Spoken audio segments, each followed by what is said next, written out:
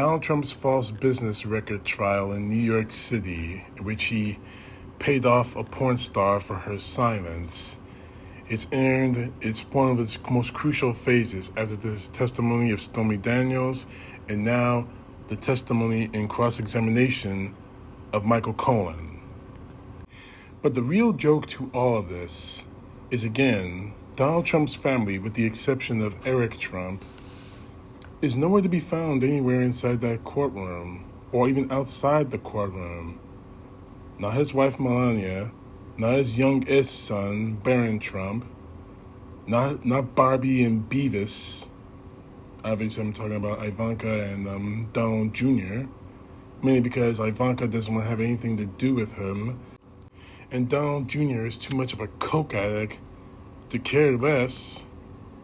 But the people who are showing up, the people who are showing up for this trial are senators and congressmen, all of them vying to become Donald Trump's running mate in the 2024 election. And of course, those are the usual suspects. Speaker Mike Johnson, whose job as Speaker of the House is hanging by a thread. North Dakota Governor Doug Burgum, who's empty-headed. The wannabe black man, Byron Donalds, who hates black people, hates America, as long as Donald Trump is not in office. Representative Cory Mills, another shrub from Florida.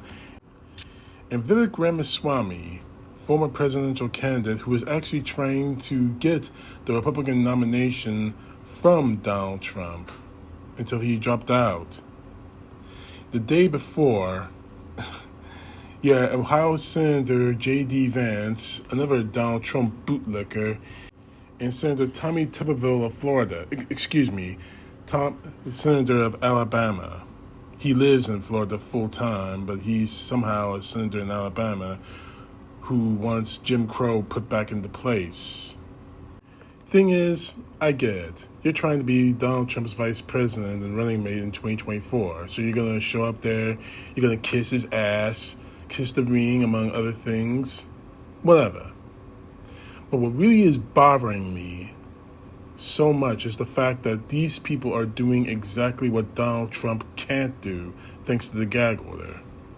Attacking people, witnesses, prosecuting attorneys, the DA of New York, and even the judge and his family. Here are some clips. Judge inside, his daughter is making millions of dollars running against Donald Trump, raising money for Donald Trump's political opponents. The number 3 person in the Department of Justice, Biden's Department of Justice, left to become a local prosecutor to go after Donald Trump. And of course, there's Alvin Bragg, a Soros-funded prosecutor who promised to go after Donald Trump and now is doing exactly that. Now, I am disappointed in looking at the supposedly American citizens in that courtroom, that the DA comes in and he acts like it is his Super Bowl. And I guess it is, to be noticed.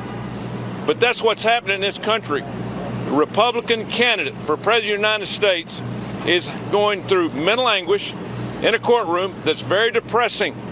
Very depressing. I want to thank my colleagues, Governor Burgum, Congressman Mills, and Congressman Donalds, for laying out the political backdrop here. This is a politicized persecution that is nakedly apparent. What I want to do is dive a little bit deeper into what we actually learned today in that courtroom. What do we see in there? First of all, I learned a lot from being in there in person. It is one of the most depressing places I have been in my life, but it is fitting because the only thing more depressing than the environment of that courtroom is what's actually happening in there. It's straight out of a Kafka novel. The prosecution's main strategy appears to be to bore the jurors into submission. And if you look in that direction, sadly, it may appear to actually be working. Misuse of the justice system. And look around New York. New York's got plenty of issues. I'm from Brooklyn, New York. You have all of NYPD's finest down here because of this travesty going on in that courtroom. Meanwhile, the citizens of New York are less safe. And the district attorney in New York is not prosecuting real crime. He's a Soros-backed DA going after his chief political rival in Donald Trump. America is better than this. And so, unfortunately, it's going to take the American people this November to let their voices be heard on this travesty of justice that's occurring and making sure that Donald Trump is the 47th president of the United States. I've never seen anything. I'm a former litigator myself. I am disgusted by what is happening here, what is being done here to our entire system of justice overall. The people are losing faith right now in this country, in our institutions. They're losing faith in our system of justice. And the reason for that is because they see it being abused as it is being done here in New York. The facts here are very important. Facts are always important in a trial, or at least they're supposed to be. The president's actions in this matter were previously reviewed and no charges were filed. Why is that? Because there's no crime here. Now, 8 years later, suddenly they've resurrected this thing. They brought it back. And why is that? Well, just apply common sense. Everyone can see. It's painfully obvious that we're now 6 months out from an election day. And that's the reason. That is the reason why they brought these charges here and across the country. What we've got here is a partisan Democrat district attorney. We have a Biden donor judge.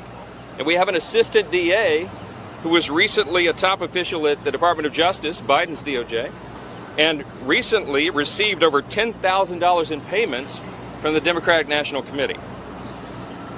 The star witness here is Michael Cohen. I just listened to a few moments of his testimony this morning, and it is consistent with what he's already done.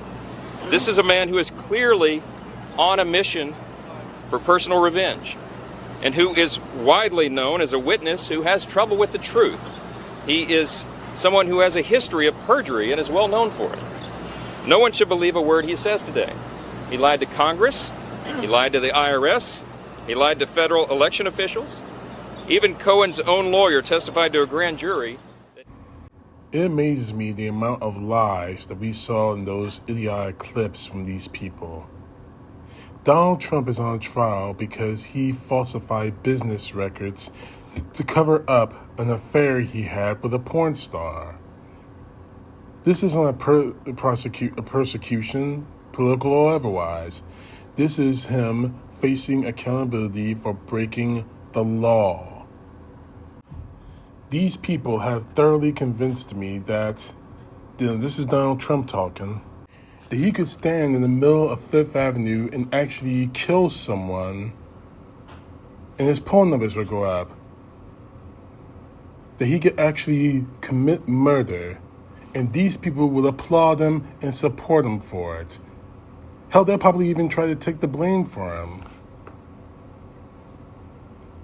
That to me shows how those clips I've shown you show me how much in danger our country really is.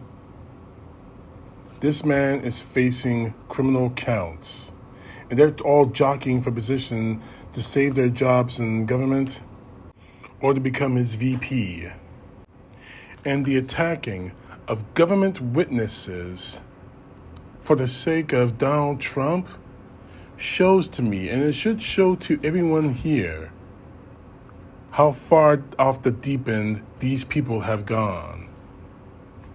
Frankly, if it were up to me, every single one of these people would be up on charges for intimidating government witnesses and for intimidating the judge and his family.